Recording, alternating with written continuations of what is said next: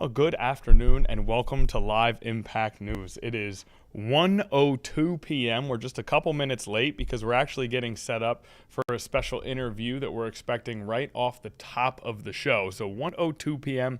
as we get that interview set up on this Tuesday, April 14th, 2026. That's right, we are one day away from tax day. Make sure you get your taxes done if you haven't already. If you have, then look forward to that return, or hopefully you're looking forward to a lucrative return. For the time being, we have a lot to go over today. We will be moving rapidly through our live impact news because even just sitting here now, we have multiple live events going on. We have multiple headlines that we want to go through, and we have this interview that we are all set up to start right now. I think what I'll do is I'll start to give some very brief details on a major story that we're following in Washington, and that is negotiations between Lebanon and Israel. Negotiations to find a peace between those two nations, as Lebanon has been continuously throughout the course of the war in Iran decimated by attacks from Israel, while Israel fights Hezbollah, a militant group that is located largely throughout Lebanon. So we are keeping an eye on those peace talks. It'll be the first time since 1993 that Israel and Lebanon have engaged in peace talks. So we are making sure that we monitor any updates that may come out of that situation. The United States Secretary of State Marco Rubio will be there, as well as ambassadors to the U.S. from Israel and Lebanon.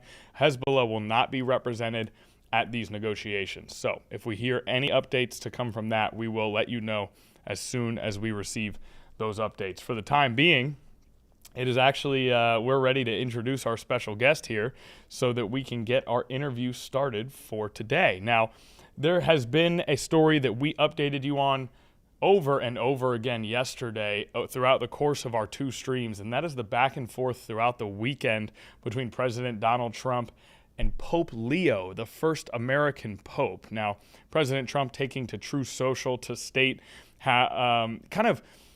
addressed Pope Leo as he has so often addressed his political enemies, such as politicians on the left, speaking about how Pope Leo is weak on crime and weak on foreign policy, things of that nature. Pope Leo responded not on social media, but with a statement that notably started with, "We have no fear of the Trump administration," and then continued on about how his goal is to speak the message of the gospel, paraphrasing in that second portion there. And so now, that is a very long-winded way to welcome on Matthew Gabriel from Virginia Tech to join the stream now to talk a little bit more about this back and forth between I don't know how to compare their positions. Two global luminaries, I suppose. Two people who are at the head of incredibly powerful organizations. There's really no way to compare the two, which is part of the reason that this is such a unique situation. Now, we'll start by saying, Matthew, we haven't had the chance to meet before, I don't believe. I'm Connor, and we appreciate having you on here. I hope everything is going well with your Tuesday thus far. My pleasure. Happy to be here. Great, and then we'll just start broad, I guess. This interaction between the Pope and President Trump, historically, when it comes to United States presidents and the Pope, how rare is an interaction like this, the tone and tenor of this back and forth? Well, as with most things with the second Trump administration, I don't think there's a lot of precedent for what we're seeing right here. I think that, as you mentioned, right, is that you have the president of the United States and the head of the Catholic Church, the Bishop of Rome, the Pope in Rome, kind of going a little bit back and forth there, all instigated, of course, by President Trump's, as you mentioned, post on Truth Social, which was, kind of strange and out of context. I mean, I don't know what crime specifically he was thinking of when he's levying that accusation, but of course, Pope Leo has been a persistent critic of the way that the Trump administration has treated immigrants in this country, as well as the way it's been prosecuting the war in Iran. And so it made sense that this would certainly come to the attention. And Pope Leo's criticism specifically of the conduct of the war, and the very fact that the Iran war is going on, has become increasingly vocal over the past few weeks. And so I guess it was just a kind of a matter of time before it caught the attention of President Trump. And when it comes to, we talk about precedent and how, this is sort of unprecedented, the back and forth that we've seen. Hmm. When it comes to a sitting pope speaking about geopolitical conflict, speaking about war, what type of precedent is there for that? Is that a common thing for a pope to do? Sure. I mean, this goes back to, if you believe the stories, back to Peter, the very first Bishop of Rome, the apostle himself. Popes have always been concerned about things going on in the world throughout, the ancient and medieval worlds and into the early modern worlds, of course. They were political leaders themselves. I mean, they had lands that they were directly in control of. And then in the modern world, when they were kind of confined to the Vatican, beginning really in the 19th century, they were still very active because Catholics are, of course, all over the place. And their job as a spiritual authority, as the Bishop of Rome, the spiritual authority and the head of the Catholic Church, they are concerned about the well-being, of Catholics everywhere. And so they have never hesitated from involving themselves. And you saw this kind of, throughout, is that there was papal involvement in kind of the conduct of World War I, of World War II. The popes were involved in meeting with world leaders throughout the Cold War, etc. So this is one of the most precedented things, is for the Pope to actually be speaking out about what's going on in the world. The reaction of the American president, that's the kind of unprecedented part, if you will.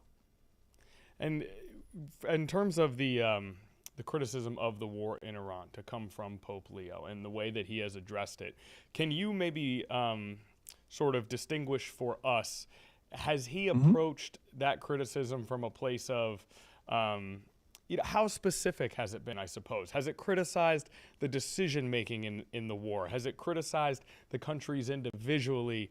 Or is it more of a rumination on death and destruction in general? I mean, how has that criticism been presented from Pope Leo towards the war in Iran?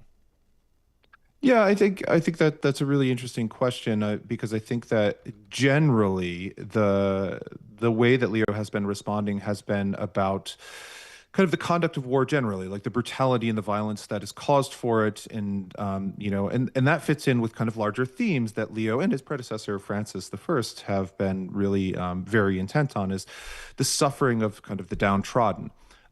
His Palm Sunday, the Pope, sorry, Leo the 14th's sermon on, sorry, homily on Palm Sunday, and then his Easter sermon as well. Like those both focused upon kind of the suffering that is caused, the death of innocents, and the kind of follow-on effects of warfare generally. But given kind of the relationship, Leo's stature, and the kind of tensions that have come out of the Catholic hierarchy's criticism of the Trump administration, it seemed very, very clear about what was going on. And the way that Leo responded to Pope Leo responded to Trump's post, for example, on Truth Social, saying that we're not afraid of the Trump administration. Like everybody knows kind of what he's talking about, but he is, I think, kind of speaking generally in generalities, portraying a Christian God that is peaceful, that is caring, that loves every one of every person on earth. Yeah, and when it comes to international relations, when it comes to actual influence and power over how countries conduct their diplomacy, what sort of actual power does the Pope, the Vatican, the Catholic Church have? Is there tangible influence there? Sure. I mean, he's technically. I mean, the Vatican is an independent kind of nation in its own right. I mean, but it's small. It's contained within the city of Rome.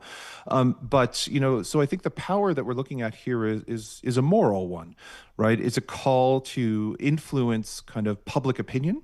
And to sway kind of maybe leaders who are kind of on the fence or who aren't sure about that, to give them kind of the moral framework in order to, as Leo would hope, as he's very explicit about, kind of oppose the violence that's going on in Iran or Trump's immigration policies or kind of what have you.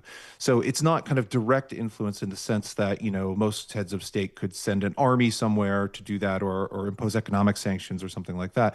The Pope doesn't have those levers at his authority. What he does have is an established diplomatic corps that he can send around the world, as well as a really big megaphone that he can get his message out about.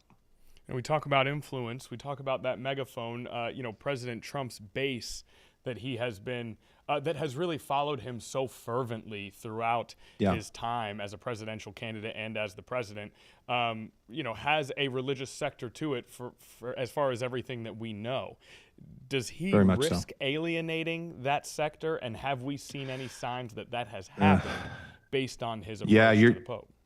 Yeah, you're definitely seeing that right now. I mean, one of the ways that he reacted is he posted on Truth Social an AI generated image of himself as Jesus, kind of healing a person, and then he deleted it kind of afterwards.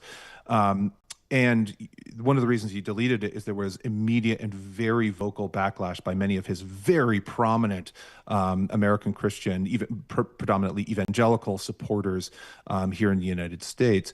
And that's kind of led to, or maybe is part of, a kind of split that you're seeing, because for a long time, very traditional Catholics and very traditional American Protestants, mostly evangelicals, but also kind of mainline Protestants, so Methodists, Baptists, and Presbyterians and things like that, have been kind of aligned politically, and you're starting to see a fracture. And with Catholics, with the new kind of stronger hand that Leo is starting to play, as well as the support of U.S. Catholic bishops, is that the Protestant Catholic kind of alliance is starting to fracture very, very directly, because a lot of the critique is both about kind of what Trump posted on Truth Social himself as Jesus, but also about the Pope's message, in which there's a critique of Catholicism generally, not of the Pope's message, but of Catholics generally, which is coming out of the Protestant camp of Trump supporters, which really we have not seen over the last, maybe 20 or 30 years. And I think this might herald something really dramatic in the support, the base that the Republicans, the conservatives, and Trump supporters especially have been enjoying for a very long time among predominantly Christians in the United States. Okay, the midterms not too far in the future. We'll see what kind of impact this has. I want to note, we're almost out of time here. I want to note as well, this is the first American Pope, which, does seem to play some small role here. Matthew, is there anything else that you want to add that you think is important for our viewers to know about this situation? No, I can't think of anything specifically. I mean, I think that everything is kind of exacerbated by social media. So I will say that, but at the same time, like the way that not just the president reacted to Leo's message, but also the kind of backlash that we're seeing now, this is really something kind of worth following, because, I was just talking to, and as you just mentioned, like, this is going to have electoral implications in 2026 and perhaps even beyond. Okay, very good. Matthew Gabriel from Virginia Tech University. We really appreciate your time and your insight this morning. Hopefully we'll get a chance, or this afternoon rather, hopefully we'll get a chance to talk to you again as this situation develops. But for now, thanks for joining us today. My pleasure. Thanks very much. All right, so we get to start the stream today with a special guest here to dive into a unique situation that kind of developed over the weekend, and again has presented sort of unprecedented back and forth between an American president and a sitting pope. Now, we're going to go ahead and take a brief commercial break here. When we get back, we'll get live Impact News going. We'll start moving through some headlines coming up next.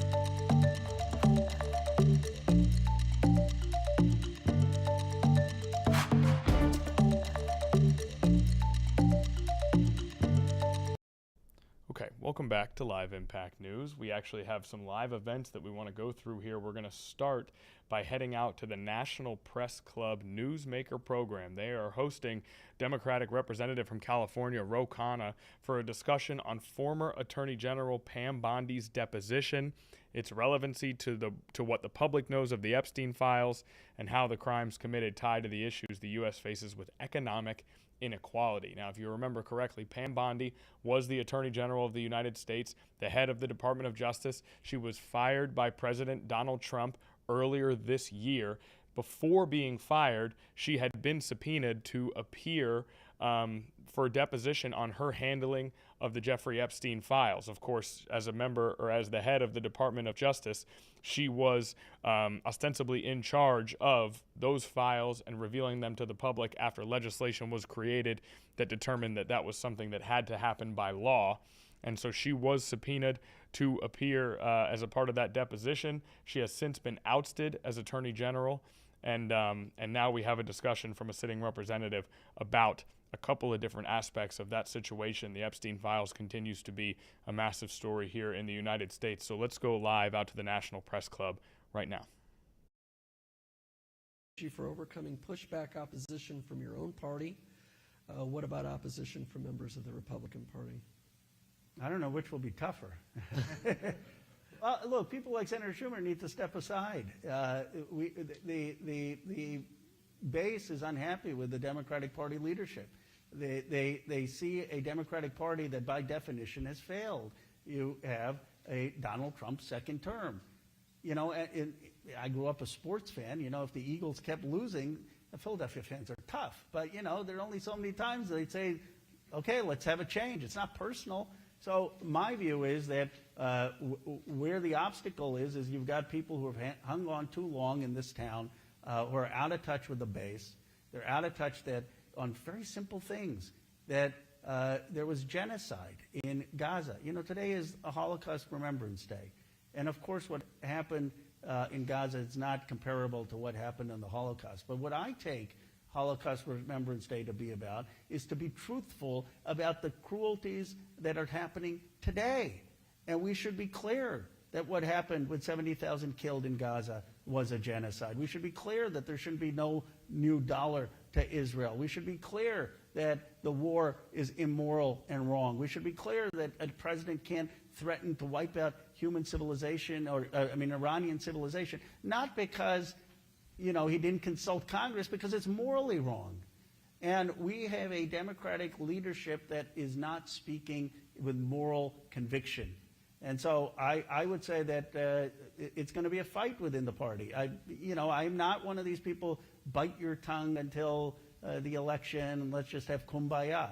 I'm of the belief that we need to infuse this Democratic Party with an energy and a moral conviction that that's going to be part of building a bigger majority in 26 and taking back our country in 2028.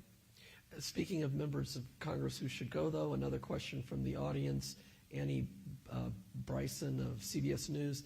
In light of Congressman Gonzalez and Congressman Saul Wells announcing their departures, are there more members of Congress that you think may need to resign? Let me just be clear. When I say that Senator Schumer should step aside, it's because of political leadership. Not right. I wasn't implying any personal. I exactly. have no criticism of his personal character. Right. In the Congress, look, there are people obviously who there are others who have committed some terrible things, and I'd be open to seeing if there are ways that they can resign or be expelled. I mean, it's really, really sad what happened with Gonzalez and Swalwell. I mean, it's against the law, the House rules, to have any inappropriate relationship with any subordinate, whether it's in your office or any other office, and that should be a bright line in this day. That doesn't mean you don't have due process. You just don't need to serve in the United States Congress. I mean, I'm all for having due process in the judicial system. So if there are other people who have had that kind of inappropriate relationship, then they should resign or leave. And certainly that we need to make sure that there's a release. I voted for it, of all the sexual harassment lawsuits that were settled. I mean, all of that should come out. Another audience question. This one about your home state. You're now home state.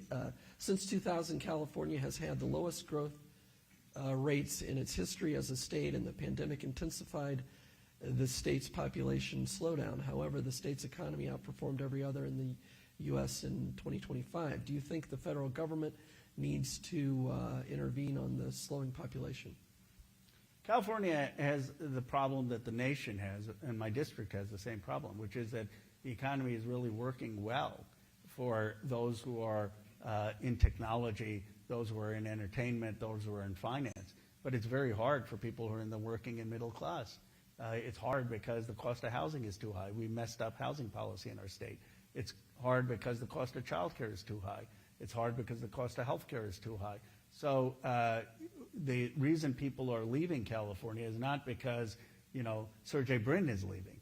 It's not because the AI revolution isn't going to happen in Silicon Valley. The reason people are leaving, if you just look at the data, is because they can't afford a house, because they can't afford the cost of living. So what I would argue, and one of the reasons I've supported Tom Steyer, is that we need a progressive governor in California who is going to have policies for universal health care, universal child care, building new homes, being a YIMBY, so that we can make life better for the working and middle class in California. That is the challenge. Fox News gets it all wrong. If they were smarter about it, they wouldn't be focused on some exodus of business. They'd be focused about how is life for the working class in California. That is the issue. Right, YIMBY, yes, in my backyard, yes. For those who may not know. And on AI regulation, I just thought of the follow-up I wanted to ask you earlier. State and federal AI regulation, or just federal? In your view? Of course, I mean state and federal. Most good federal legislation comes from states regulating and then us taking the best from different states. But right now you have an administration that is totally accelerationist, that has basically given the keys of AI to their tech billionaire friends. So the only check is state regulation. And what type of state regulation do we need? Have truck drivers on trucks. We don't want 4 to 5 million truck drivers losing their jobs in this country. Make sure that kids are not being bombarded with sensational algorithms. Make sure that decisions about someone's health care denials aren't happening by algorithm. Make sure that someone's decision to be put in prison aren't happening by algorithm. Those are all things that can be done at a state level until we have the federal level of thoughtful regulation. Down to two final questions, one regular question and then kind of a fun question from me. We'll get to that in a moment. But the final question actually is from the audience, just received it. We're going to go back to the Epstein files. How has the arrest of Andrew Mountbatten Windsor in Britain influenced Congress's outlook on what accountability would look like for the Epstein class members in America? Well, I'll answer the question if you permit me a personal digression. My grandfather, as some people know, was part of Gandhi's independence movement, went to jail in the 1930s and then the 1940s during Quit India. And so during this entire Epstein issue, there was a headline that I saw in Britain, grandfather jailed by British monarchy, grandson in U.S. Congress may bring down British monarchy. But I don't intend to bring down the British monarchy. I appreciate, though, that the former prince was arrested and that there is some accountability. I have made a request to King Charles that he meet when he comes here with the survivors, not to discuss the details of his brother's case, but to show that the modern British monarchy is relevant and on the side of those who are underprivileged and have been ignored. I think it would be an incredible gesture to show the relevance of it. But what is happening in Britain, what is happening in Norway, what is happening in France is instructive to the Congress, in that it is embarrassing America. 2 American Congress people got the Epstein files released, and America has been the least nation to actually hold the Epstein class accountable. In fact, Britain is asking for the release of the remaining files based on the Epstein Transparency Act. So it should be sobering that instead of leading in holding the Epstein class accountable, we have been a laggard. And I believe what Britain is doing and other nations are doing is more reason for urgency in this administration to actually get justice. Before I ask the final question, let me take a moment to thank our headliners team who helped organize today's discussion, as well as... All right, welcome back into our live Impact News studio. Getting to listen in there again as a current representative from California discusses former Attorney General Pam Bondi and the Epstein files and her impending subpoena. Obviously, it's a lengthy seminar here. We simply have too many things we need to get to, so we're going to throw it to a commercial break now. When we come back, we're going to go through some more headlines and some more live events. Stay with us.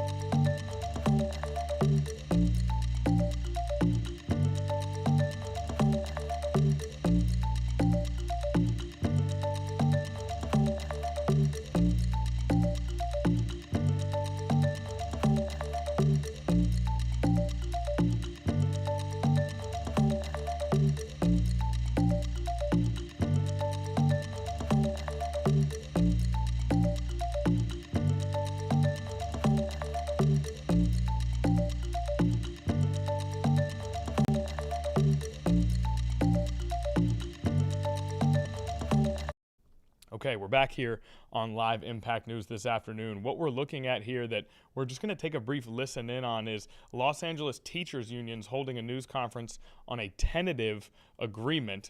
But before we do that, we actually want to talk about some legislation here in Virginia that could potentially protect workers and support employers as well. Now, Governor Abigail Spanberger, for the first time in her term as governor, had a number of bills on her desk that were passed by the Virginia General Assembly that she needed to make a decision on by midnight last night, so midnight going into Tuesday. And that decision could be to veto the bill, to approve the bill, to propose amendments to the bill, or to do nothing. If she does nothing, those bills pass into law. Well, she proposed amendments to bills that could protect workers, including collective bargaining for public employees, paid sick leave, paid family leave, and medical leave.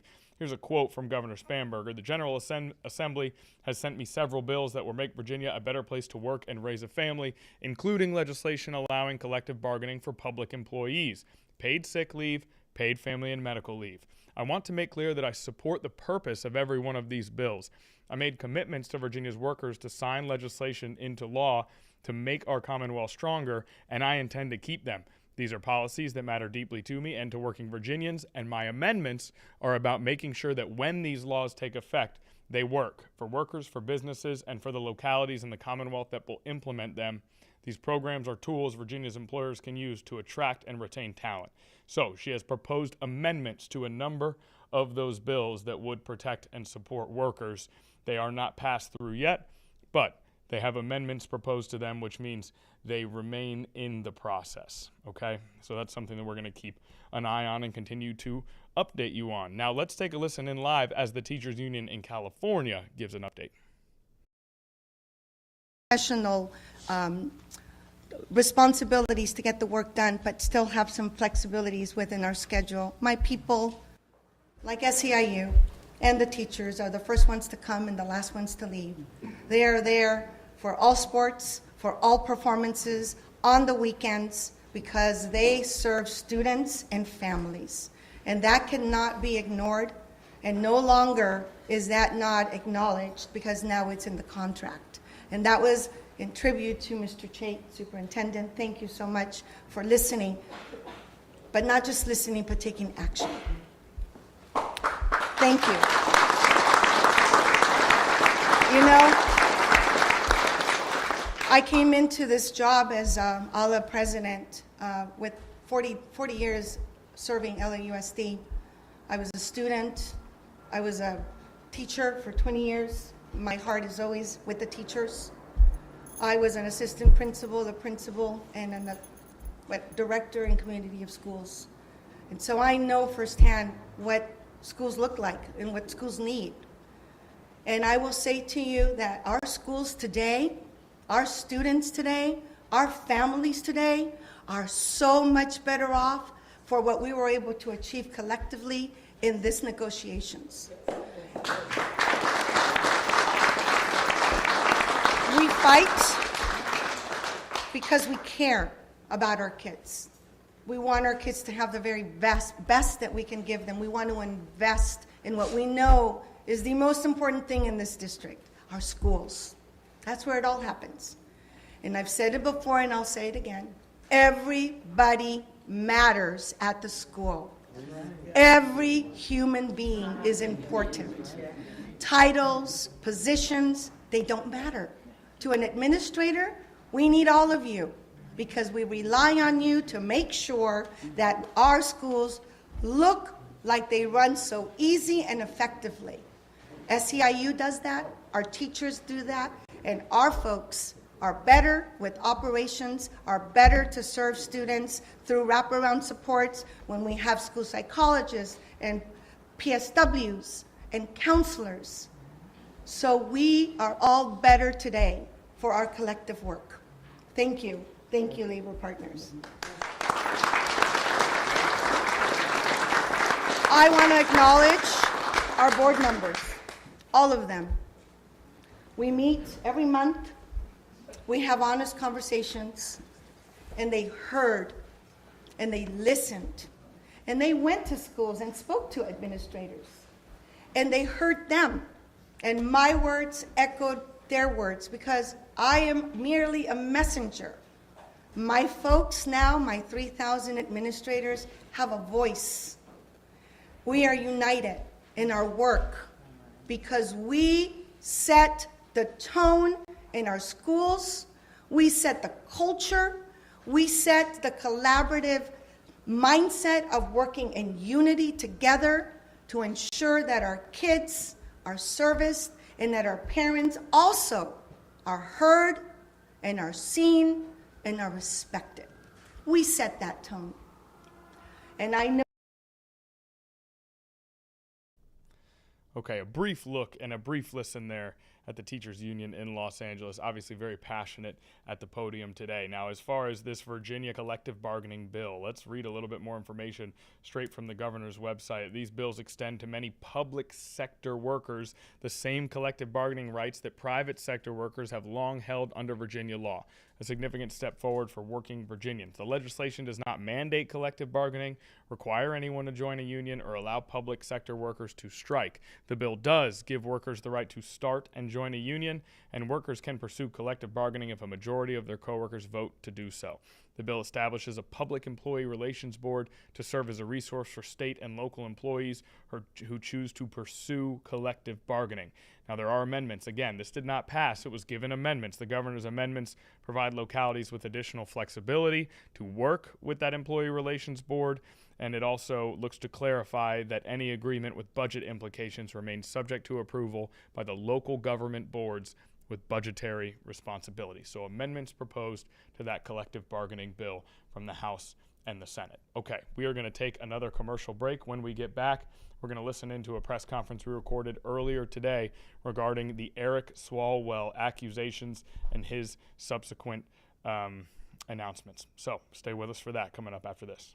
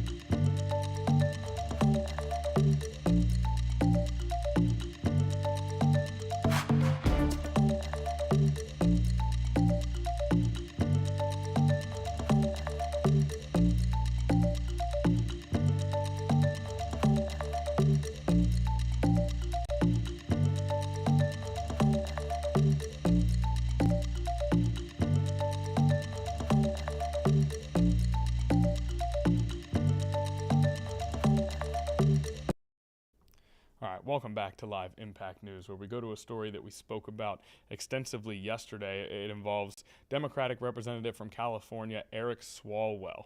Multiple accusations of sexual misconduct against Swalwell from multiple women, including an accusation of sexual assault by a former staffer. Now, Representative Swalwell has categorically denied all of these accusations. He did, however, announce on Monday that he plans to resign his seat in Congress.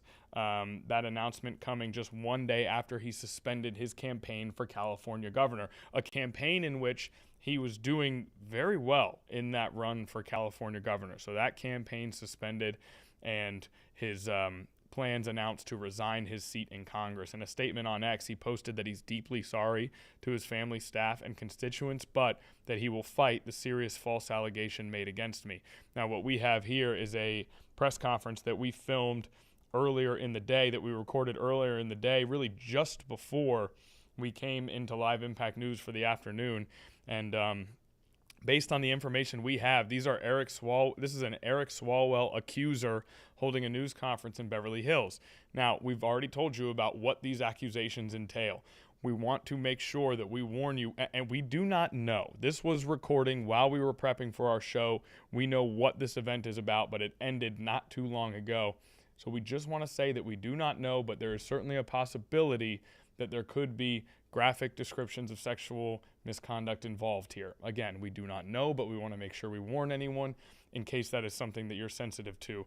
For the time being, we do want to listen in on this press conference as this story continues to develop involving Representative Eric Swalwell, who again has announced plans to resign his seat and has suspended his campaign for governor following these accusations, which he again does deny. Let's take a listen from just before we came live on For Impact News.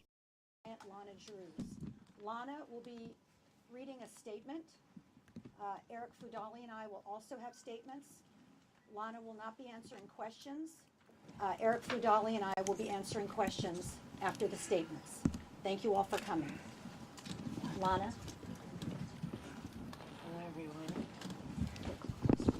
Hello, everyone.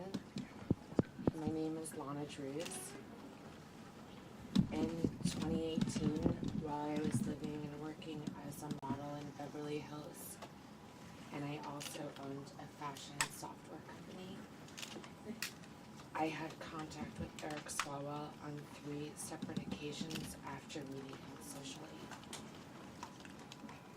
He offered me connections to further my software company, and I also had an interest in politics. He invited me to 2 public events.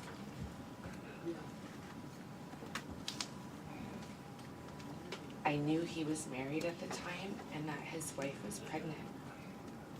He was my friend. On the 3rd occasion, I believe he drugged my drink. I only had 1 glass of wine.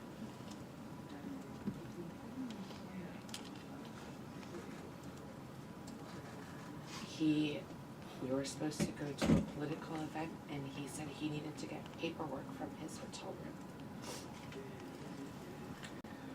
When I arrived at his hotel room, I was already incapacitated, and I couldn't move my arms or my body. He raped me, and he choked me. And while he was choking me, I lost consciousness.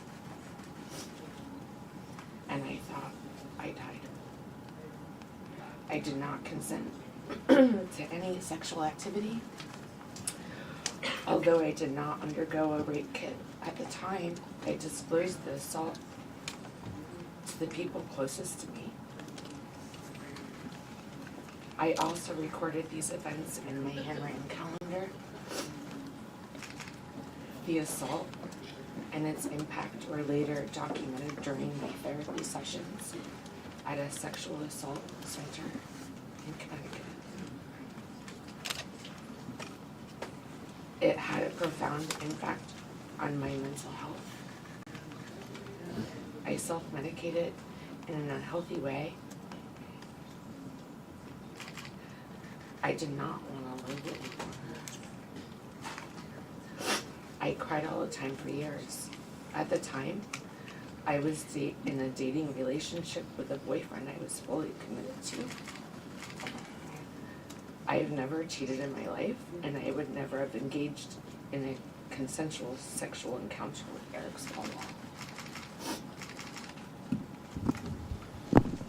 That reality further underscores the non-consensual nature of what occurred. It was a politically unusual and intense time in Beverly Hills, and I was considering a run for city council, which placed me in proximity to political figures and events and added to the pressure to remain composed and silent. Eric was aware I owned a software company, and he spoke repeatedly about his ability to make introductions in Silicon Valley, referencing his political representation and influence there. I was not interested in him romantically, but I was interested in the business relationship and professional connections he offered to provide. My delay in taking action against Eric was driven by fear, not doubt. Fear of his political power, his background as an attorney, and his family law enforcement ties. I have never doubted what happened. I stand with the other women who have come forward, and I will be making a report to law enforcement shortly with my attorneys.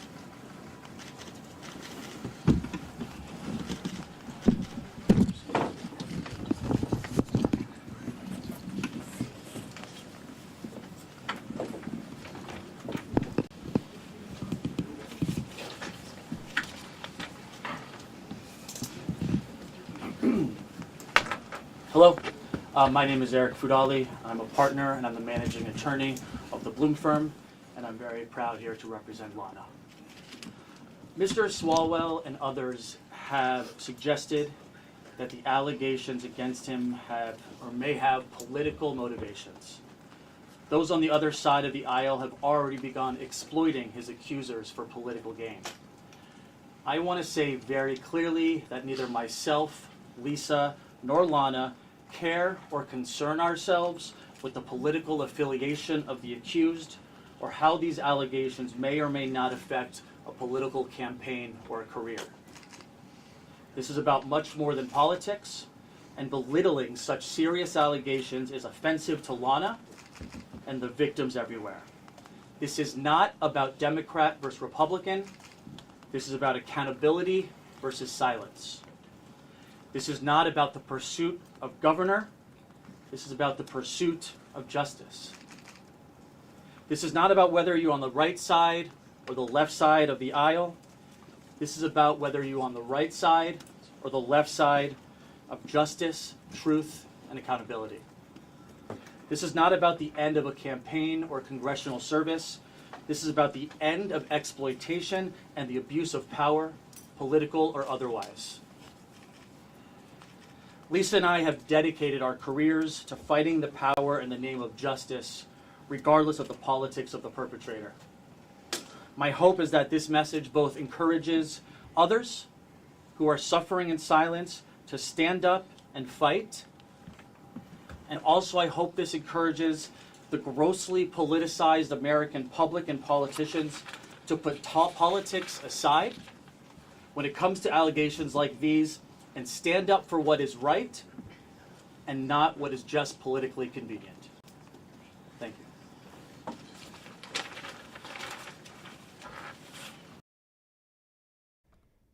Okay, back here on Live Impact News. We're actually going to go to a brief commercial break. When we get back, we will continue with that press conference and then explore some more news of the day right after this.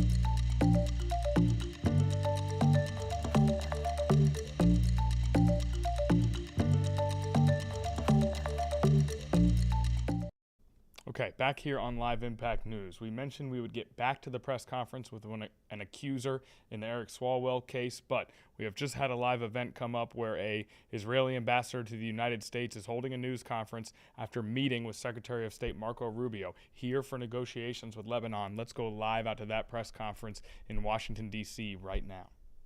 Importantly, the vision, the long-term vision, where there'll be a clearly delineated border between our countries, and where the only reason we'll need to cross each other's territory will be in business suits to conduct business or in bathing suits to go on vacation. We made it very clear that the security of our civilians is not up for negotiation. That is understood by the government of Joseph Aoun. And I must say, this was a victory for sanity, for responsibility, and for peace. Because the head of Hezbollah warned the government of Lebanon yesterday not to participate in these talks.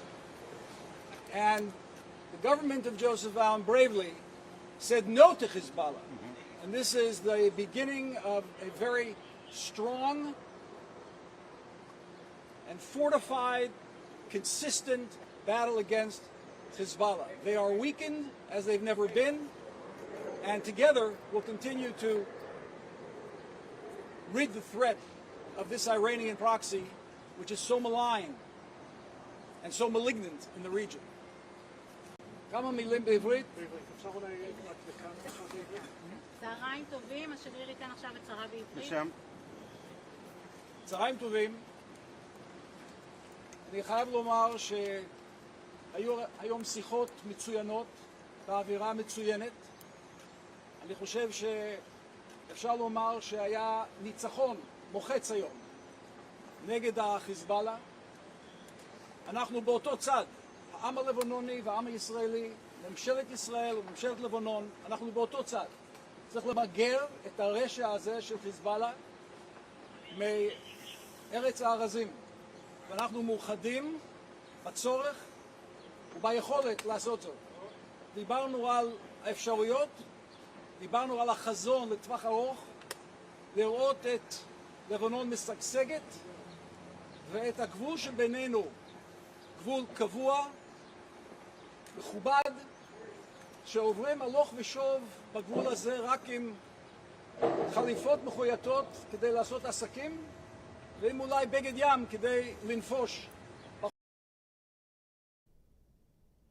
Okay, back in the Live Impact News studio, as you see, that beginning of that from the ambassador to the United States from Israel was in English. It transitioned over, but it looks like perhaps he's taking questions from the press now. So let's listen in once again here to this press conference.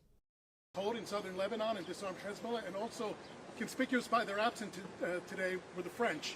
Did Israel make a concerted, active effort to keep the French away from these negotiations? Well, I hope we won't have to make a concerted effort, but we certainly don't want the French anywhere near these negotiations. We'd like to keep the French as far away as possible from pretty much everything, but particularly when it comes to peace negotiations. They're not needed. They're not a positive influence, particularly not in Lebanon. What gives me hope is the fact that the Lebanese government made it very clear that they will no longer be occupied by Hezbollah. And Iran has been weakened. Hezbollah is dramatically weakened. This is an opportunity. This is the first time our two countries are sitting together in over 3 decades. Let's feel the moment. Let's enjoy the moment. And we enjoyed it together. We had a wonderful exchange of over 2 hours. There's a joint statement that's coming out, a statement where the ambassador expressed her government's position, where I expressed my government's position, and we're going to take it from there. Please. Yeah, thank you very much for your time, Mr. Ambassador. Rahim Rashidi or Mr. Kurdish here. I have 2 quick questions. What impact could be peace agreement with Lebanon have on the region and particularly on Iran? Second question, is there any agreement among you two against militias in the region and including Hezbollah in Lebanon? I didn't understand the second question. Second question, do you have any agreement with Lebanon to against militias on the region? In Iraq? Well, first of all, on the first question, it's imperative that there's a complete delinkage between Lebanon and Iran. Iran is the malign influence in the region and around the world, and Hezbollah is their proxy next to Israel. It's like a front operation of Iran against Israel. And now is the opportunity to push them back because they're as weak as they've never been. So there's an imperative to maintain that delinkage. In terms of agreement with Lebanon, we're working on the agreement on every front, on the security front and on the civil front, to try to achieve together a complete peace treaty that the moment we have the security issue solved, we can take the peace treaty and embark on a harmonious relationship like we have with the other Abraham Accord countries. Did you discuss I'm sorry, Nathan Gutman, Kan 11. בעברית בבקשה, מהו השלב הבא, אדוני השגריר? מה קורה אחרי השיחות האלה? היו כמה הצעות, המלצות. אנחנו ניקח את ההמלצות האלה לממשלות שלנו. אני אקח אותם כמובן לראש הממשלה. All right, back here in the Live Impact News studio as that press conference is ongoing. I want to mention an update that we got from the Associated Press in the wake of the U.S. ambassador from Israel being asked about French involvement here. This is this morning from the Associated Press. French President Emmanuel Macron urged for the resumption of negotiations between the U.S. and Iran as he had phone calls with President Donald Trump and Iran's president.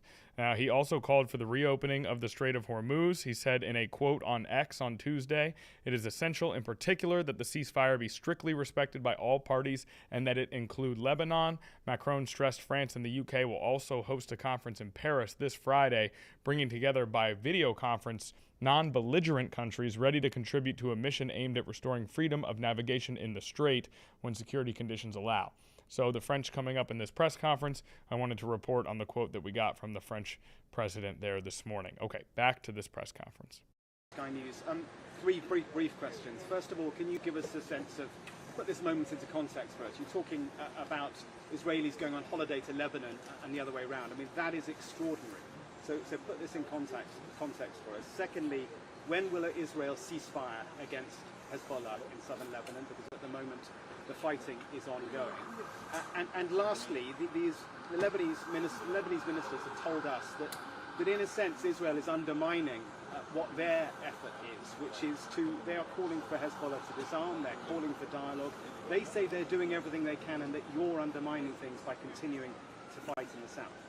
There may be some ministers that say some things for the publicity purposes, but the Lebanese know very well that they would not have been able to move into a new era of peace were it not for the fact that we've degraded Hezbollah.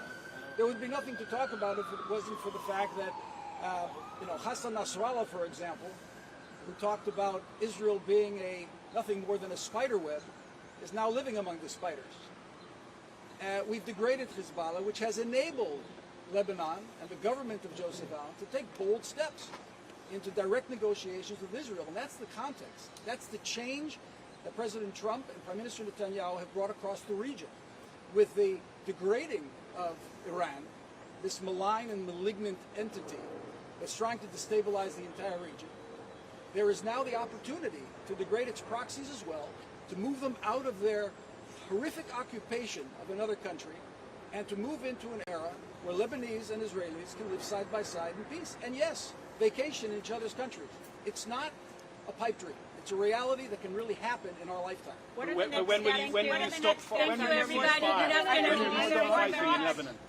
you stop firing missiles at the Lebanese civilian infrastructure? I guess that's their question. I want to push back on your question. Okay. Israelis don't wake up in the morning and look to fire missiles across the border. The missiles are being fired at our civilians. That will be put a stop to. We will not allow a terror organization to continually fire missiles into our population centers. That has to be understood by anybody asking such a question. The Lebanese understand that. I hope the media will as well. Do you think will there be another meeting? Okay, the conclusion of that press conference from the Israeli ambassador to the United States. He met with Secretary of State Marco Rubio. Negotiations between Lebanon and Israel set to take place in Washington beginning today for the first time since 1993. We're going to take a brief commercial break here on Live Impact News. We will be right back.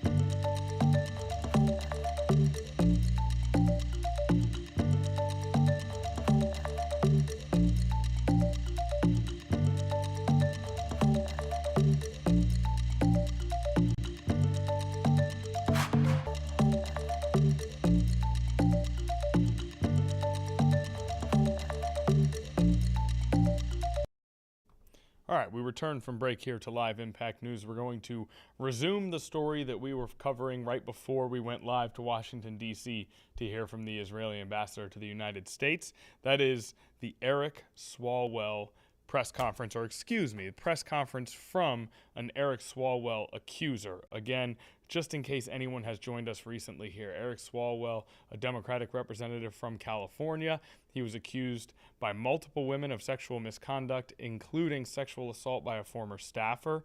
He has denied all of those accusations. However, he has announced plans to resign his seat in Congress, and he has halted his campaign for California governor. Now, back out to the press conference where we are told that an accuser will speak regarding these accusations regarding Eric Swalwell. Let's listen in now. Hi, I am attorney Lisa Bloom, and I'm very proud to represent the very brave and strong woman sitting next to me today, Lana Drews. Lana deserves what all women deserve: autonomy over her own body.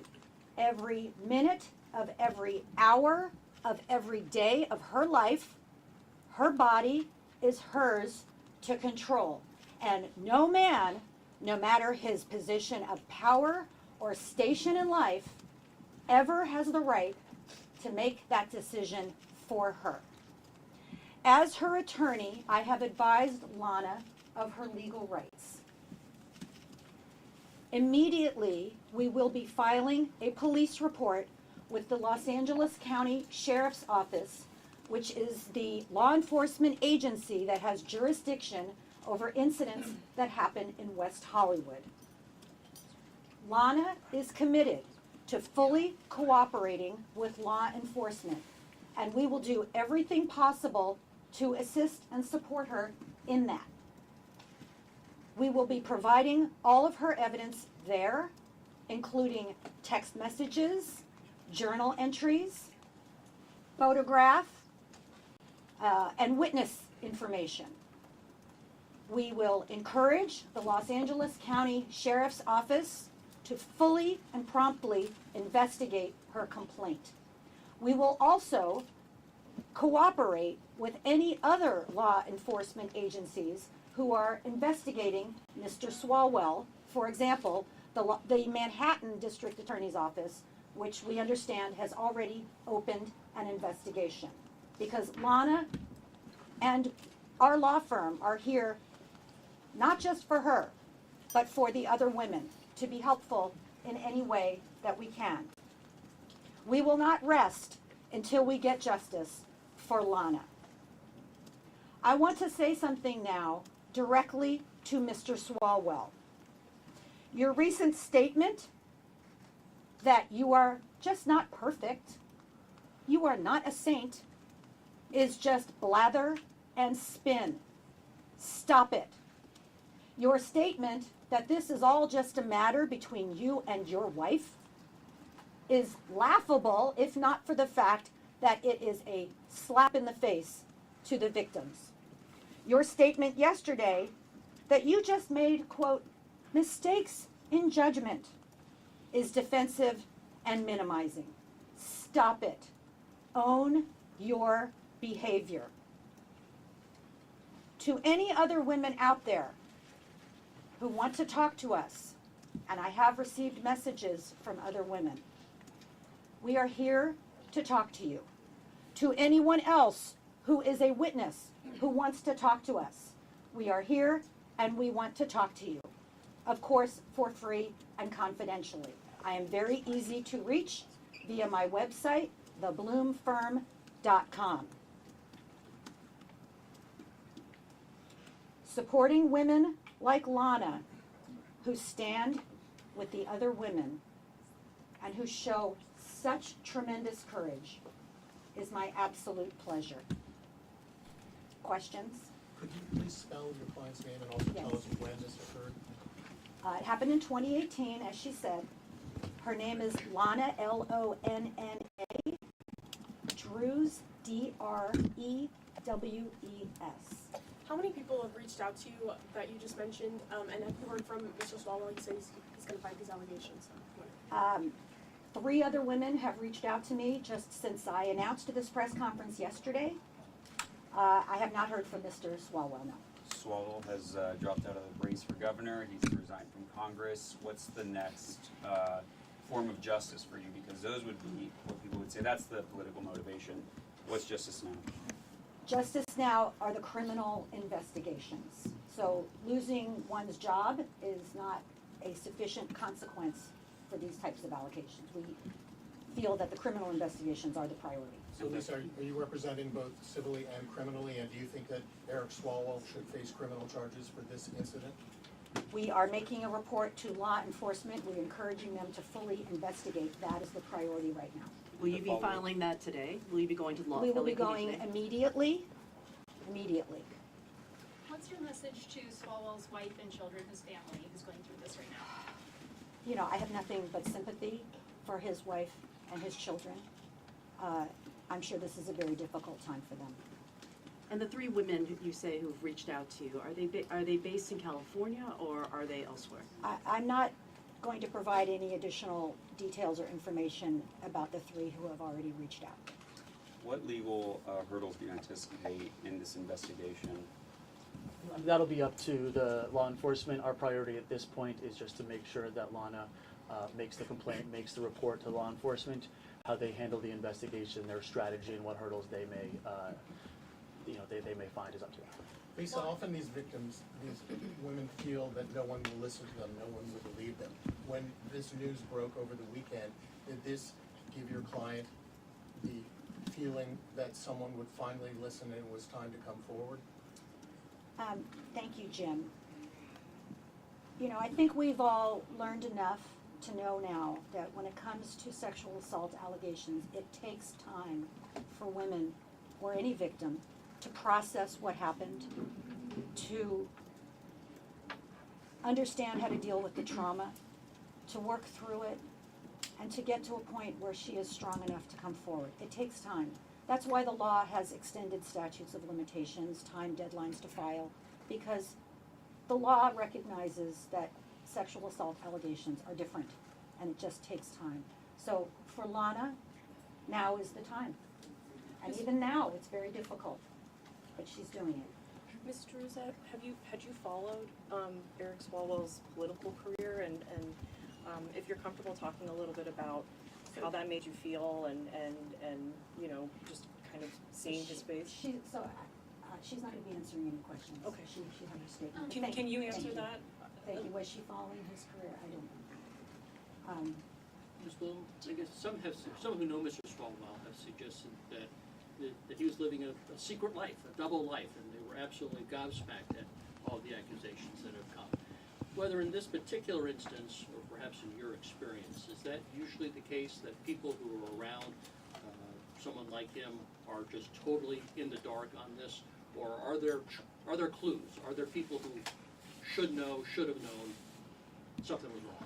Well, it is very common when someone is multiply accused of sexual misconduct that the people around them don't know.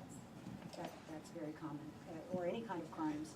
People on the street often say, I had no idea, so that's pretty common. Do you have a message for the social media content creators who started publishing some of these allegations and helped these women to realize maybe for the first time?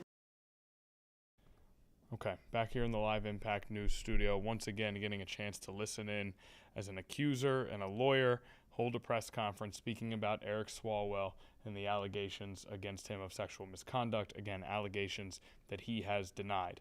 And once again, he has suspended his campaign for California governor, and he has announced plans to resign from his seat as a congressman, as a representative from California. For us here on Live Impact, let's do a brief commercial break. When we come back, more news.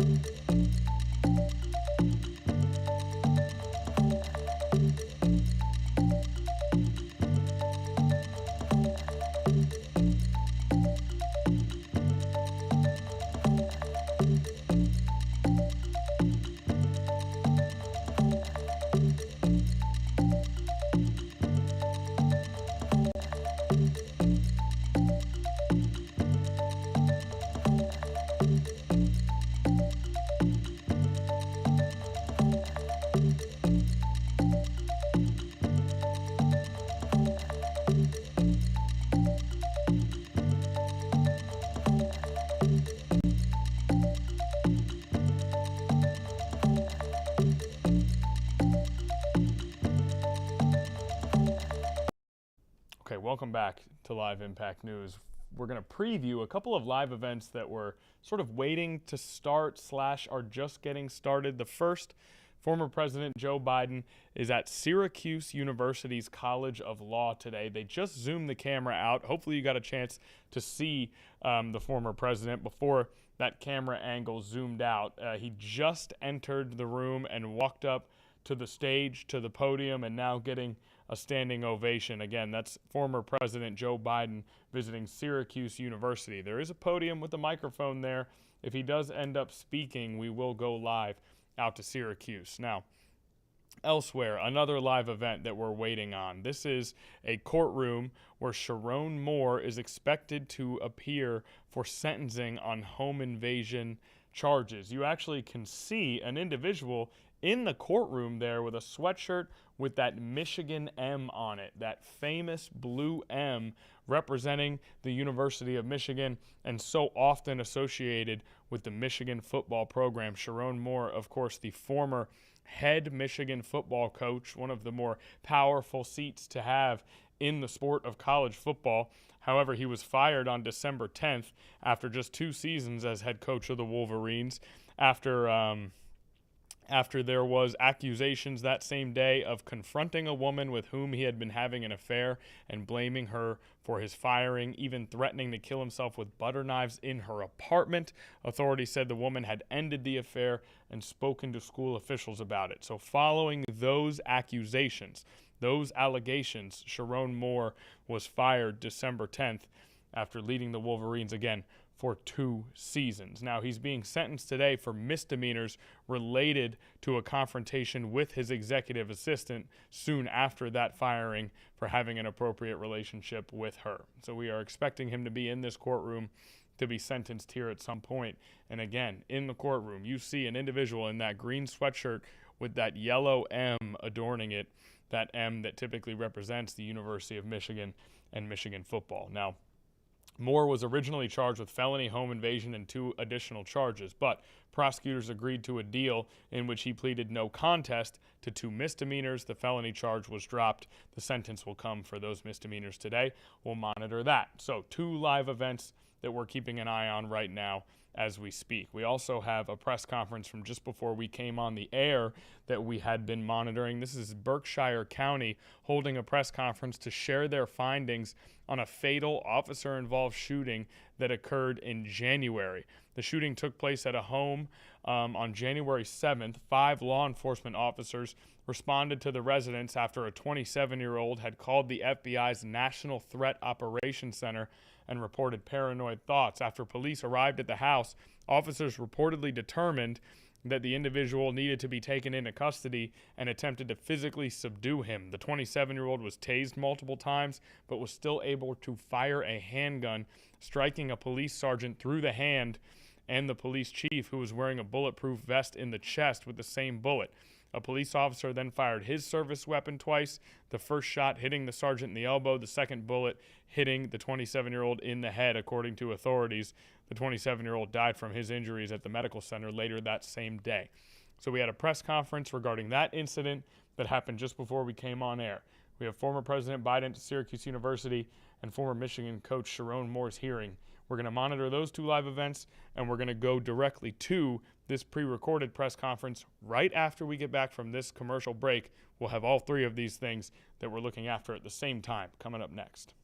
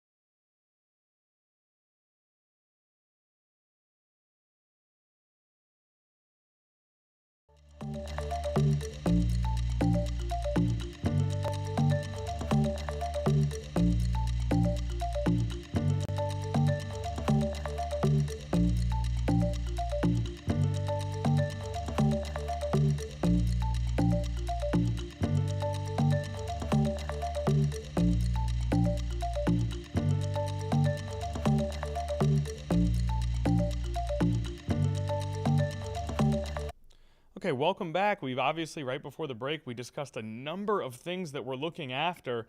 None of those, President Biden hasn't begun to speak yet. Sharon Moore is not in court. We still have this press conference, but the Senate Majority Leader John Thune has just taken the podium on Capitol Hill. So let's listen in to Senator Thune, see what he has to say about the current events of the time. Congress back on Capitol Hill after that 2-week recess.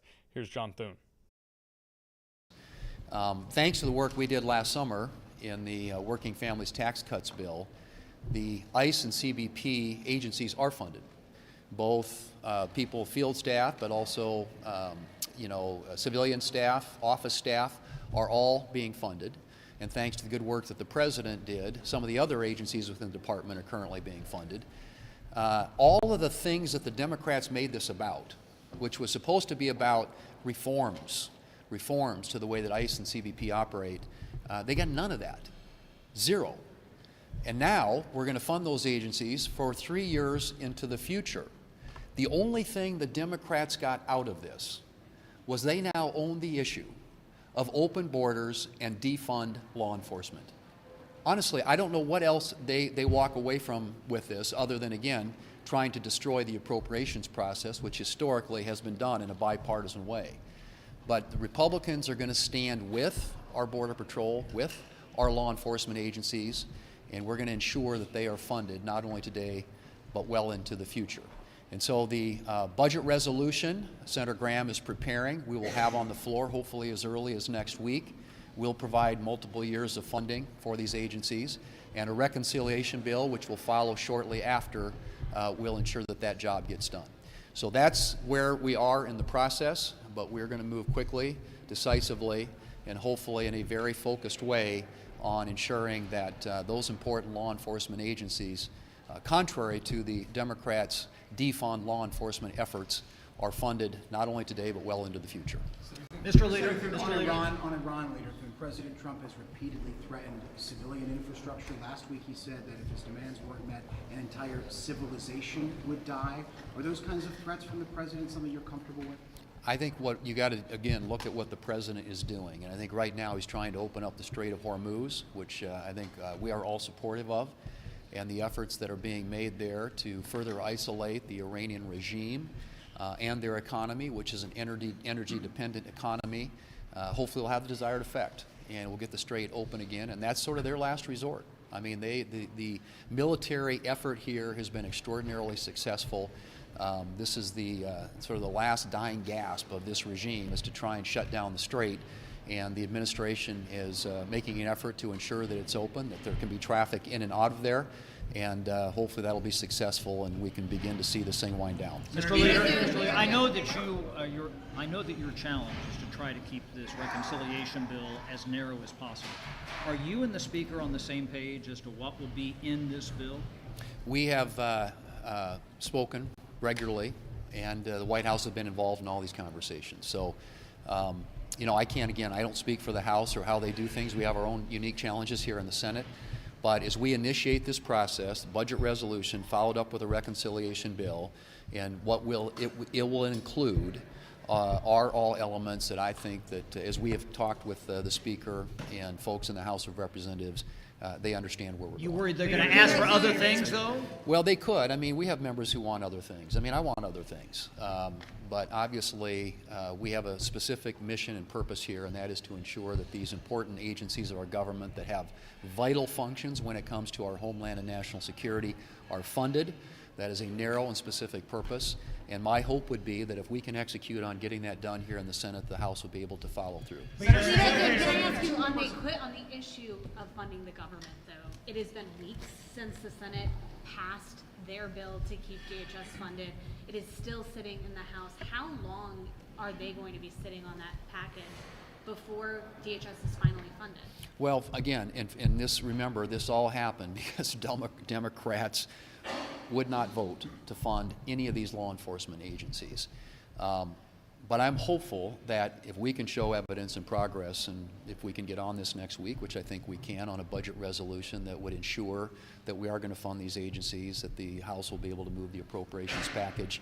Right now, as you know, all these agencies are being funded because of action that the President took, but that's not something that's sustainable over the long term. These agencies need to be funded, and we want to make sure that the agencies that are not going to be handled through reconciliation, ICE and CBP, also have funding for the rest of the fiscal year. Senator, do you have an intention to vote on AUMF regarding Iran if this conflict goes beyond 90 days, or are you open to voting for an AUMF if that conflict goes beyond 90 days? I think at this point, most of us, I believe, feel pretty good about what the military, the American military, has achieved there in terms of its objectives.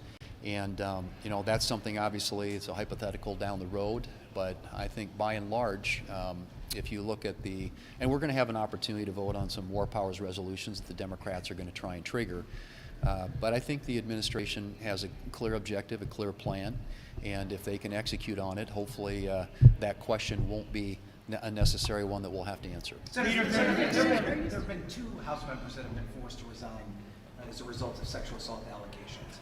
Do you believe that there is a culture on Capitol Hill where those who feel that they've been victimized can report those actions and seek accountability? And if not, should more be done to allow that for those potential victims? I think we're always, there are better ways of ensuring that people in vulnerable situations, like some of them, I'm not familiar with all the particulars and the details, but what happened in the House, ought to have access to a way in which they can get recourse and relief, for sure. And if there's a better way to do that, I'm certainly open to it. I think it's unfortunate what we've observed and seen here in the last few days about certain members of the House of Representatives. And I guess I can tell you that I think we would all attest to the fact that I don't think that's a reflection of these institutions generally, and certainly not something that we would abide here in the United States Senate. On reconciliation. So there you have it. John Thune speaking about a number of different topics, including funding in the Department of Homeland Security, something that was an issue for Congress before they went on recess. And again, funding for that department has often hinged on the Democrats' request, the Democrats' push for more reforms to ICE and their methods of operation. You heard that be alluded to in that particular press conference, as well as the war in Iran. So a lot of different topics being touched on by John Thune. We're starting to hear from members of Congress more and more as they have returned to work in Washington, D.C. Now, we're going to take a brief commercial break here on Live Impact News. All 3 events that we were discussing before we went to that live press conference are still in play. So when we get back, we're going to have those 3 events to monitor, choose from, and cover here on Live Impact News. We're sticking and moving a little bit today. The last half hour has gotten incredibly busy, but that's the way we like it. We hope that you'll stay with us.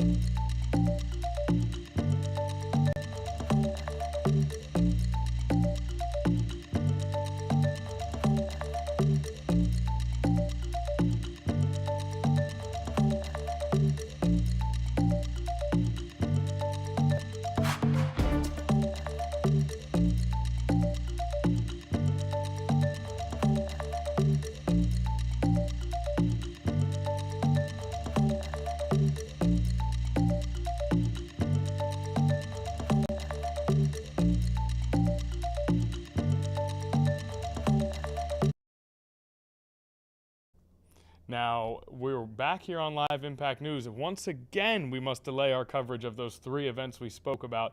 2 of them still haven't begun. Berkshire awaits as a pre-recorded press conference because now Chuck Schumer, a leader in the Democratic Party, has stepped to the podium as well on Capitol Hill. We just heard from John Thune. Now let's hear from Chuck Schumer. Let's go back live out to Washington, D.C. Epic failure. 45 days into this war, things are worse than the day Trump started his choice of putting us in war. Let's look at the chart here. Strait of Hormuz, the situation is worse. Iranian regime, situation worse. Gas prices, situation worse. Iran's nuclear ambition, worse. American credibility, worse. What a colossal failure. What a colossal failure. And yet, despite all of that, 45 days, Congress has done nothing. Nothing. They're putting their heads in the sand with this awful war that's hurting America, hurting the American people, hurting the world economy. No hearings, no oversight, no accountability. Not one. You'd think in this war there'd be some hearings at least. Nope. Not one. So if Republicans won't act, Senate Democrats will force the issue. Starting this week, we will bring a war powers resolution to the floor, and if Republicans block it, we will vote again and again and again. Until this war ends, or Congress does its job and holds the administration accountable, we will bring these resolutions to the floor every week. I believe 10 of them have been filed. Okay, why do we do this? Because our troops deserve a mission, not a mess. They deserve a strategy, not chaos. Now Republicans have a choice: stand with our troops or keep them in harm's way without a plan. Stand up as a senator or rubber stamp Trump's disastrous and failed war policies. We're going to force that choice week after week after week. And while Republicans sow chaos abroad, they're creating chaos here. So tomorrow, Senator Duckworth will bring a war powers resolution to the floor. Next week, Senator Baldwin will bring a war powers resolution to the floor, and there will be one every week. Let me talk for a minute about the Department of Homeland Security that's still in a state of shutdown. Let me be clear, Republicans could fix it today. Democrats passed bipartisan funding twice for the parts of DHS that protect Americans every day. Why'd Republicans block it? Because Donald Trump and Stephen Miller told them to. Instead of reopening DHS and delivering for the American people, Republicans are dragging the Senate through a partisan circus just to avoid basic accountability for ICE and Border Patrol. So the pattern, unfortunately, with this administration is clearer and clearer. Chaos abroad, the war. Chaos at home, with not funding DHS with reform. A failed war overseas, a manufactured crisis here in Washington. In both cases, Republicans aren't leading. They're following orders. Senator Baldwin. Thank you, Leader Schumer. And I'm glad to have the Tammy Caucus here in full force also. Madam Chair. Look, I have to be honest. This war is not what I want to be here talking about. Over the recess, I was home in Wisconsin, and I heard from families and workers. I met with police and fire chiefs and small business owners. They have a lot on their plate right now.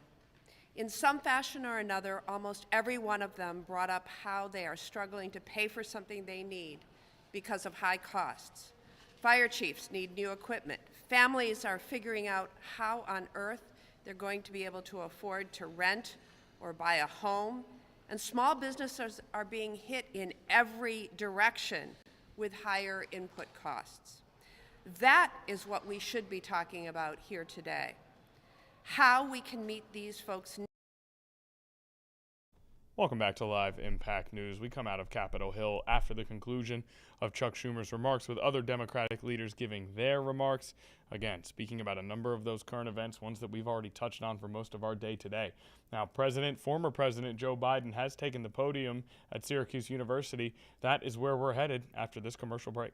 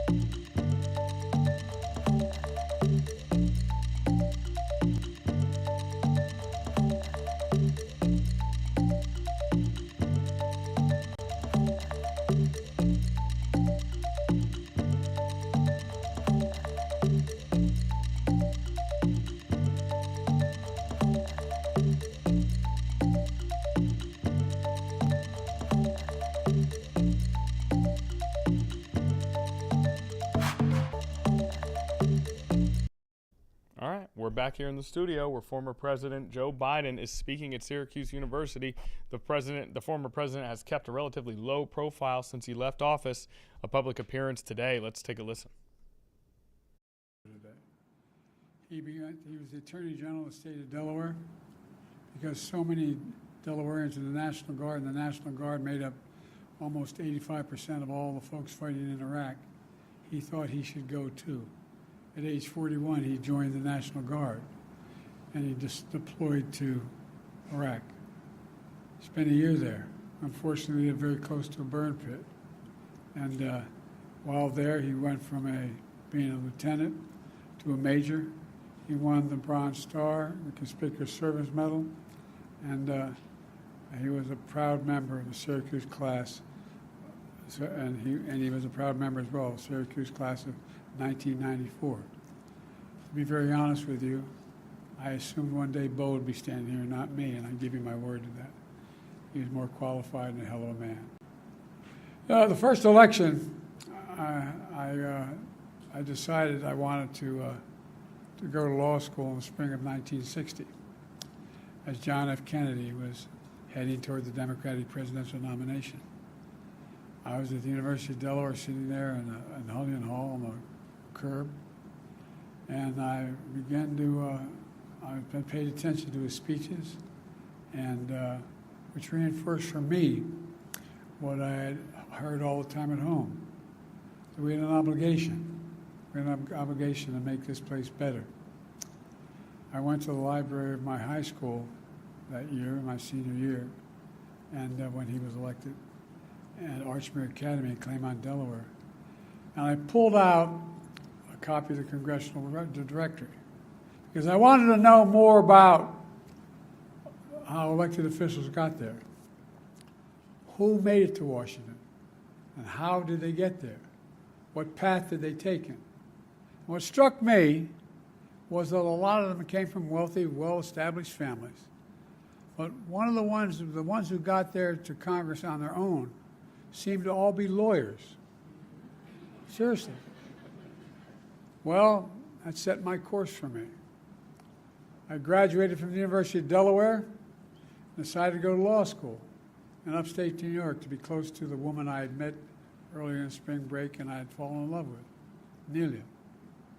One day, I went to pick up Nelia, who was a school teacher after having graduated from here, not far from here. There was a note in her car saying she's running late. There was a teacher's meeting called the last minute. Why didn't I check out Syracuse University? Because it's going to be at least an hour to 2 hours before she got out. So I went over and ended up walking into the dean's office by accident. Swear to God, I thought I was walking in the library. And the woman who ran that office was named Mrs. Helen Hagan. She was there. She asked if I was there to see the dean. I said, no, ma'am, I'm sorry. I didn't mean to come in. I thought I was going to the library. And this is God's truth, my word. I didn't mean to come to the office. I explained I was thinking about law school, and I just sort of wandered in. Before I knew it, she yelled, Dean, there's someone here to see you. The dean heard I was from Delaware. She walked right in his office. He said, Delaware has a program. It covers half the tuition of any law school because you have no law school in Delaware if you get in. You should come to Syracuse. I said, I still wouldn't be able to afford it. So he picked up the phone in his office. It all happened within half an hour. Picked up the phone and called the undergraduate dean who ran student housing. And he said, I got a young man here who wants to come to Syracuse because I'm having trouble getting there. Let's make him a resident advisor. He said, okay. Swear to God, true story. I'm thinking, what in the hell's going on here? Well, I became a resident advisor at one of the living residences, which ended up paying for both my my room and my board. Plus, I got half my tuition paid. I didn't know the Delaware paid. At the end of the visit, Mrs. Hagan was filling out an application for me. That's the God's truth. Mrs. Hagan became a second mother to me. Look, folks, Syracuse is a place where I began to develop an understanding of the powerful impact the law can have in making the world a better place. I began to see how values I'd learned at home at my kitchen table with my mom and dad were really reflected in American jurisprudence in our institutions. As I saw through the torts and contracts and struggle of property law, my favorite course was constitutional law. I heard my parents' words ringing in my ears. Dignity, Joey, respect, fairness, equity, equality. That's what America's all about. It was right there at Syracuse that I began to see the pieces coming together. 2 months before we graduated from law school, Dr. Martin Luther King Jr. was shot and killed. And just days after receiving our diplomas, Robert Kennedy, another one of my heroes who was in New York, came and was involved deeply in the civil rights movement, suffered the same fate. So I returned to my hometown in Wilmington, Delaware, to start the practice of law. Delaware was segregated by law, and Delaware had been a slave state that fought on the side of the North. After Dr. King was murdered, the city of Wilmington, and some of you know this, studying and being from there, the city was in flames. Riots had erupted, causing significant parts of the city to be literally burned to the ground. Our governor kept Wilmington under the National Guard occupation for 10 full months. On every corner, there was a National Guardsman with a drawn bayonet. There was a National Guard was there. Historically, it was the longest military occupation of any U.S. city since the Civil War.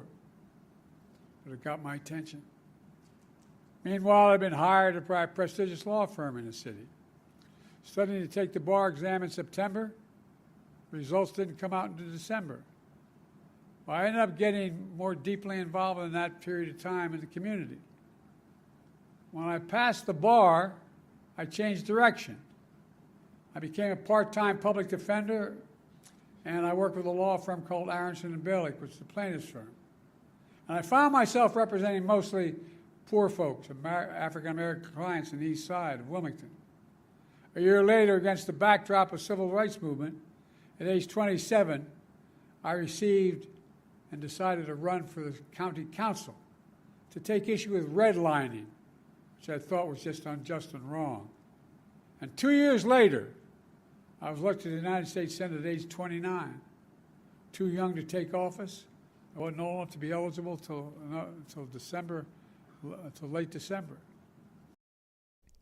Okay, the former president speaking at length at Syracuse University, in particular telling a story of the occupation of Wilmington following Martin Luther King Jr.'s murder, hearkening back to the civil rights movement. So the former president, again, speaking at Syracuse University today, a semi-rare public appearance from Joe Biden. We're going to go to another break here. We got about 12 minutes left in this stream.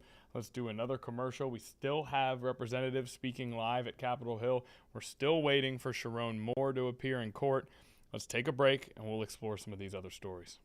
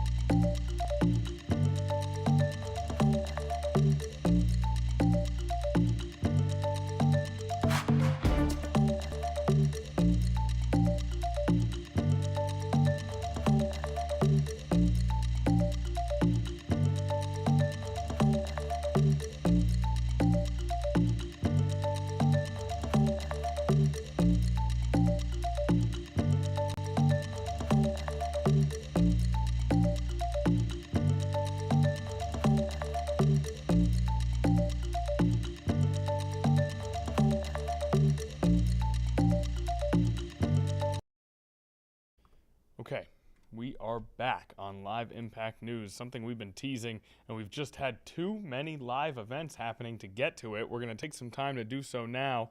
Berkshire County District Attorney's Office holding a press conference Tuesday to share their findings on the fatal officer-involved shooting that occurred in January. Let's take a brief listen. We're almost out of time, but we do have enough to listen in here in Berkshire. Thank you. Thank you for coming today.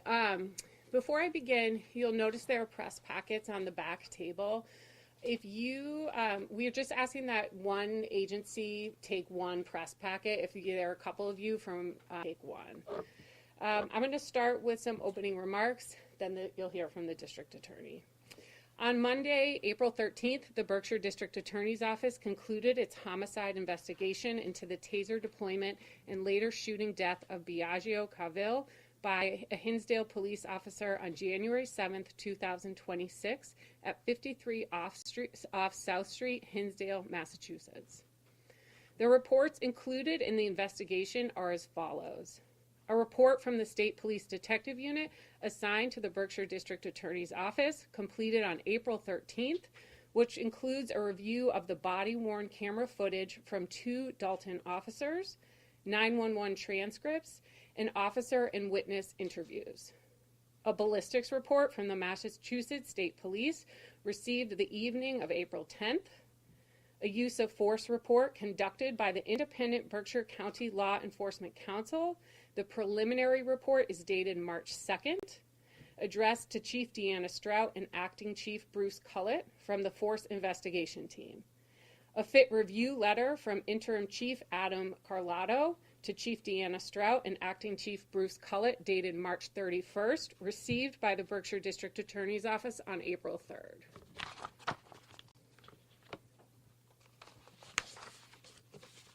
An autopsy and toxicology report dated February 25th. Using the investigative material, the Berkshire District Attorney's Office wrote a findings of fact and conclusion of law statement. You will notice that the Berkshire District Attorney's Office now issues a disclaimer with the release of body camera footage. This disclaimer is as follows and serves to remind viewers that body camera footage is one tool in a much larger investigation. Body-worn camera footage is a valuable investigative tool. However, it does not provide a complete or fully representative account of an incident. The camera captures a fixed, two-dimensional perspective that may differ significantly from the officer's actual field of vision, depth perception, and situational awareness at the time. Factors such as lighting conditions, camera angle, obstructions, and audio limitations can affect what is recorded. Additionally, body-worn cameras do not capture an officer's physiological response, training, prior knowledge, or the rapidly evolving threat assessment made in real time. As a result, the footage should be considered as one piece of evidence among many, and not as a definitive depiction of the totality of circumstances as perceived by the officers during the incident. As I stated, body-worn camera footage is being made available to the press. There is one brief redacted section on Officer Chelsea Eckstedt's body-worn camera footage where there is discussion of family health history unrelated to Mr. Coville. All of the reports from the investigation, the findings of fact, and the conclusion of law findings of fact and conclusion of law statement, the body-worn camera footage, and the transcripts from the 911 calls and officer interviews will be made available to press. The autopsy and toxicology reports are not public record and are only released to next of kin, to which I can say we released to Biagio's mother, Jen, this morning. Additionally, Report 33 of the Berkshire State Police Detectives Unit report has been removed as it also identifies private health information. There have been comments from a news agency critical of the speed of this investigation. Okay, guys, I know we did not get to spend a lot of time with that press conference. We apologize. As you saw, we were extremely busy today. It's nice to be able to jump around, but not as much time to dive deep into that particular story. Another story we've been talking about that we didn't get to dive into too much from a live perspective, Sharon Moore has officially arrived in court for his sentencing in Michigan. We just had video of him. There he is awaiting that final conclusion, but we don't have time, unfortunately, to go live out to that courthouse. Our stream has actually come to an end. But we appreciate everyone watching today, joining in with us. We can't tell you how much we appreciate you being here. For Nia Campbell, I'm Connor Real. Thank you for watching today. We hope to see everyone tomorrow. 13 News Now starts at 4 o'clock.